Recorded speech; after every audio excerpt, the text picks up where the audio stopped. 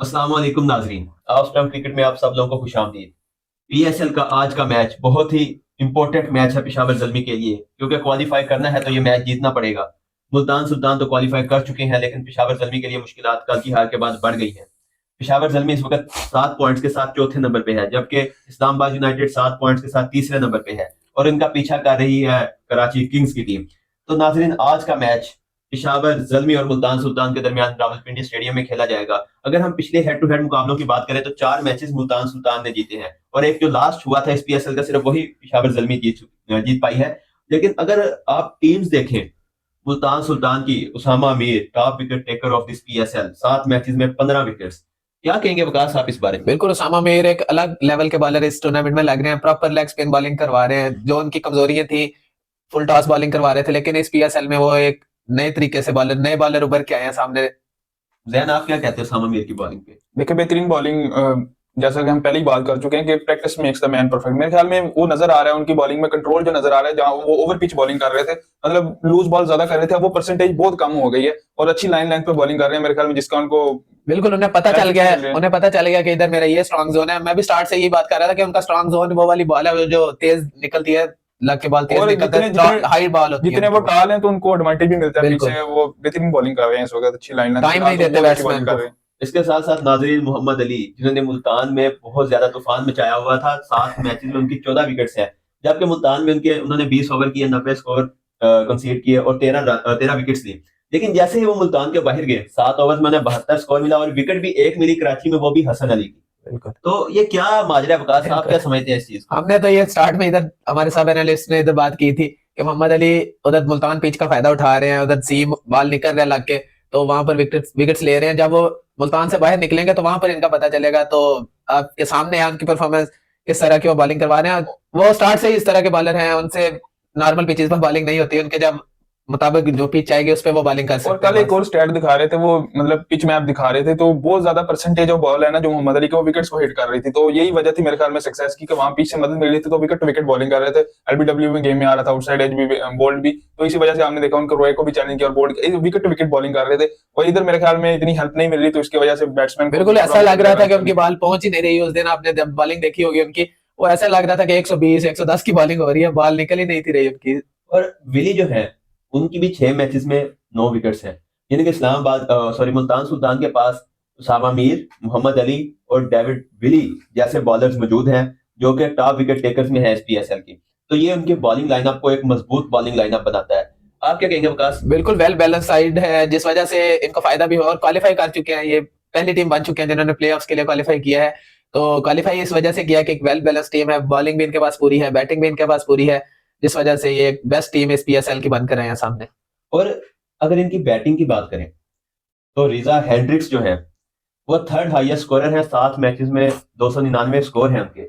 लेकिन वहीं पे रिजवान जो चौथे हाईएस्ट स्कोरर है, उनके 7 मैचेस में 245 स्कोर है, लेकिन उनका स्ट्राइक रेट सिर्फ 123 स्कोर का है। पिछले मैच में भी हमने देखा कि मुल्तान सुल्तान 200 कर सकती थी, 200 प्लस में जा सकती थी, लेकिन वो क्यों नहीं गई? क्योंकि रिजवान की स्लो इनिंग थी।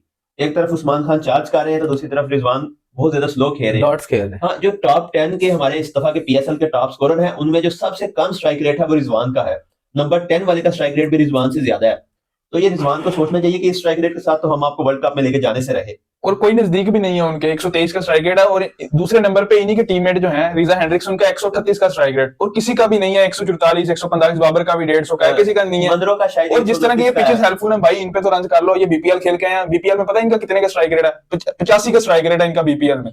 ये 5-6 मैचेस जो उधर खेल के आए ना, ये गुल खिला गए, 85 का स्ट्राइक रेट है इनका। और ये पिचेस पे जहां पे इनको पूरी मदद मिल रही है बैटिंग के लिए, हर बंदा रन कर रहा है, और उधर भी 120-25 का स्ट्राइक रेट से खेल रहे हैं। भाई आप नेशनल टीम में क्या करोगे? मेरे ख्याल में तो ये रिजवान का थोड़ा सा एक बैड पैच चल रहा है, जिस वजह से उनके साथ ये वाले मामला हो रहे हैं। क्या कहना चाहेंगे मोहसिन भाई? देखे, रिजवान को बैड पैच में से इन्हें ज्यादा प्रैक्टिस करनी चाहिए। बिल्कुल, क्योंकि वर्ल्ड कप अब सर पे आ गया। कल जो इन्होंने जो इनसाइड आउट शॉट पिछले मैच में, सॉरी कल कह दिया, मारी थी गालवन ऑफ स्पिनर का, मुझे नाम नहीं याद, वो इतने मजे की शॉट थी। आप ऑफ साइड खेल सकते हैं, आप खेलें, ठीक है। आप लेग की तरफ क्यों जा रहे हैं? अब टीम्स क्या करती हैं, वो लेग पूरा पैक कर देती हैं, मारो शॉट। वो बॉल ही नहीं देते उधर, मतलब एक मार लेंगे छक्का, जैसे साउथी को इन्होंने मारा था सीरीज में, तो नेक्स्ट मैच में साउथी ने पहली बॉल पे इन्हें आउट कर दिया था, ऑफ साइड पे बॉल दी और उन्होंने कैच दे दिया उधर। और ये बिल्कुल वाइड वाली बॉल का भी बस इनका यही होता है कि लेग साइड पे किस तरीके आ जाए बॉल, और जब ये आपने देखा होगा कि इनको कोई विकेट्स में बॉल ना करे, वाइड बॉल करी जाए, तो ये बिल्कुल बहुत फ्रस्ट्रेट हो जाते हैं और मतलब फिर ऐसी कोई गलत शॉट खेलते हैं, आउट हो जाते हैं। जितनी डॉट बॉल ये खेल चुके होते हैं सारा प्रेशर टीम बिल्कुल पे। जैसा कि एशिया कप में हार्दिक पांड्या ने आउट किया था, आपने देखा होगा जब वो शॉट सामने खेल के आउट करवाया था हार्दिक पांड्या ने। और इसके साथ साथ अगर आप पिछले मैच में देखें, इन्होंने बिल्कुल वाइड बॉल को खेला, वो जो सामने कैच हो गया था। वही बात, हार्दिक पांड्या वाली जो वैसे ही आउट हुए। रिजवान को सोचना चाहिए कि इस स्टाइल ऑफ प्ले के साथ और टीम्स इन्हें आसानी से काबू कर लेंगी और ये पाकिस्तान के लिए फायदेमंद होने के बजाय नुकसान। बिल्कुल, और वहां पर मोहसिन भाई वहां पर बॉलर्स ये नहीं होंगे, वहां पर मिचेल स्टार्क, जसप्रीत बुमराह, सिराज जैसे बॉलर होंगे। और अगर वहां पे बाबर फेल होंगे ना, अगर ये बैटिंग बाबर के साथ करेंगे तो आधे से ज्यादा रोल इनका होगा। मैं सीधी बात कर रहा हूँ, बाबर के साथ अगर ये खेलेंगे तो सारा प्रेशर बाबर पे ये डालेंगे। इसी तरह शायद हम देखते नहीं है कि बाबर की जो परफॉर्मेंस है ना, वो इनकी वजह से काफी ज्यादा खराब हुई है। लेकिन अब क्या कहें पाकिस्तान को, पाकिस्तानी अवाम को, जो कि दोनों के पीछे पड़ी हुई है, नंबर्स भी नहीं चेंज करते ये। लेकिन अगर हम दूसरी तरफ पेशावर की टीम देखें तो नाजरीन, Babar Azam top scorer of this PSL, 330 run हैं उनके। पिछले मैच में वो जल्दी आउट हुए तो देख लिया हमने पेशावर का क्या हाल हुआ। यानी कि बाबर का वहां पे पिच पे खड़े रहना पेशावर के लिए कितना ज्यादा जरूरी है, क्योंकि वो रिजवान की तरह स्लो भी नहीं खेलते। उनका बल्कि इस PSL में जो स्ट्राइक रेट है वो 155 प्लस है बाबर का ना, तो उनका बहुत ज्यादा जरूरी है। अगर पेशावर ने ये मैच जीतना है तो बाबर को थ्रू आउट इनिंग खेलना पड़ेगा, क्योंकि अगर वो खड़े होते हैं, साइम अयूब को भी उनकी वजह से हौसला होता है और हारिस होस को भी हौसला होता है। हारिस का इस दफा बिल्कुल मैच चल रहा है और बेशक कोई और फॉरेन प्लेयर भी हो, लेकिन बाबर अगर साथ खड़े हैं तो उन सबको एक कॉन्फिडेंस होता है। बिल्कुल ऐसे ही है। इस दफा बाबर आजम तो आउट होने का नाम नहीं ले रहे थे, top highest scorer of the tournament है, लेकिन कल वो एक थोड़ी सी मिस्टेक हुई और रन आउट हो गए, जिस वजह से हमने देखा पेशावर जल्मी का पूरा कोलैप्स हुआ। एक 18 स्कोर पर ही 5 आउट हो गए इस वजह से। तो बाबर आजम का जुड़े रहना बहुत जरूरी होगा इनकी बाकी टीम के लिए। और अगर हम देखें ना बॉलिंग पेशावर की, तो बॉलिंग बहुत ही ज्यादा पुअर रही है। आरिफ याकूब की 4 मैचेस में 8 विकेट्स हैं, उसके अलावा किसी प्लेयर की कोई खातिर ख्वाह बॉलिंग नहीं है। यानी कि अगर हम जिसे मेंशन कर सके कि हाँ यार इस बंदे की बॉलिंग अच्छी है, या इस बंदे की, लोकवेट ने पावर प्ले में छक्का नहीं खाया था थ्रू आउट द PSL, लेकिन कल उन्हें भी छक्का पड़ गया। तो इनके कोई खातिर ख्वाह इनके पास बॉलिंग नहीं है। नवीन की 3 मैचेस में 5 विकेट्स थी, इन्होंने नवीन को भी बाहर कर दिया मैच में, जो मेरी समझ से तो बाहर था। जैन, आप क्या कहते हैं इनकी बॉलिंग पे? लेकिन हम पहले बात कर चुके हैं कि इनके पास ल्यूकवुड ने अच्छी बॉलिंग की है, मतलब पहले मैचेस में अच्छी बॉलिंग कर रहे थे, अभी भी वो बेहतरी बॉलिंग कर रहे हैं न्यू बॉल के साथ। लेकिन इनके पास दूसरा जो है वो बॉलर नहीं है। सलमान शाह 10 ओवर के बाद आते हैं।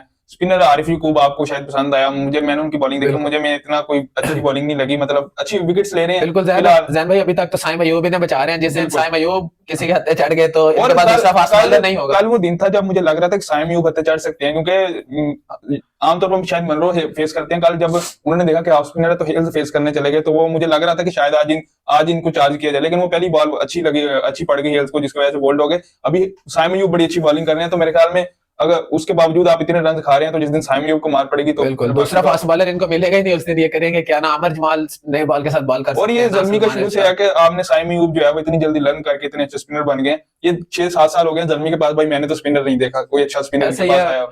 एक दफा वो मुजीब आए थे, उनको भी लोकल नहीं थे, बाहर के ही थे। अभी रखते हैं, अभी उनको भी ऐसे ही है। निकाल, वो भी नहीं आए इस दफा अवेलेबल, तो समय सब आएगा। लेकिन नवीन को इन्हें लाजमी खिलाना चाहिए, क्योंकि उनका एक्सपीरियंस ही काफी ज्यादा है लीग्स का ना।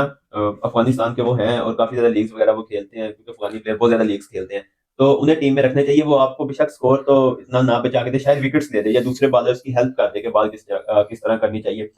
और इसके साथ साथ स्पिनर का जो मसला है, ये पेशावर का आज का मसला नहीं है, ये पेशावर का तकरीबन पिछले 2-3 हमेशा से सीजन हमेशा मसला से चल रहा है। इनके पास स्पिनर नहीं होते और सेंटर में इनसे बॉलिंग ही नहीं होती। स्पिनर्स के जैसे आप शादाब खान एक तरफ इनके बॉलिंग कर रहे हैं, उनके साथ सलमान अली आगा है, इमाद वसीम है। इमाद वसीम का नोट इनके वो भी फॉर्म में नहीं है, लेकिन है तो अच्छे स्पिनर है उनके साथ है। कोयटा के पास आप देखिए इब्रार अहमद एक प्रॉपर स्पिनर है। इस्लाम कराची ने अकीर हुसैन अकीर हुसैन भी है। कराची के पास तबरेज शमसी थे, बिल्कुल। और अब उन्होंने जाहिद महमूद को खिला रहे हैं। और मुल्तान सुल्तान के पास अगर आप देखें उसामा मीर है। लेकिन पेशावर जो है उसे सोचना चाहिए कि हर दफा ही क्यों कोई स्पिनर होना चाहिए। पूरा साल होता है इनके पास, कोई स्पिनर भी नहीं मिल सकता, ये तो समय से बाहर है बात ये वाली। आप नेशनल टीम में से कोई ले लें, आप इनके डोमेस्टिक सर्किट में से कोई ले लें, आप फैसल अकरम को लें, कासिम भी करवा लेते हैं, आप उनसे उन्हें ले लें, इनके आप ग्रूम कर लें अपना लेके कोई स्पिनर, उन्हें चांसेस दें। लेकिन खैर पेशावर की पता नहीं जो है स्कूल ऑफ थॉट, जो इनका सोचने का नजरिया, वही 4-5 पेसर वाला है इनका, स्पिनर की तरफ तो इनका ज़हन ही नहीं जाता है। पेसर इकट्ठे अगर आप देखें वही इनके पास बैरन समी है वेस्ट इंडीज के, ठीक है, और इन्होंने अभी तक अर्शद इकबाल को भी नहीं खिलाया। वो मतलब जैसे भी बॉलर है PSL में तो वो बेहतरीन बॉलिंग करते हैं, हमने देखा कि बहुत अच्छी लाइन लेंथ पे बॉलिंग करते हैं, गुड लेंथ से बॉल हटाते ही नहीं है, और खास तौर पे नई बॉल के साथ बड़ी अच्छी बॉलिंग करते हैं, तो उनको खिला के देखना भाई। विकेट टेकर है, वो जबरदस्त बॉलर है। लेकिन इसके साथ साथ पेशावर ज़ल्मी जो है वो फिर भी अभी तक प्ले ऑफ की दौड़ में शामिल है, लाहौर की तरह वो अभी तक बाहर नहीं हुए।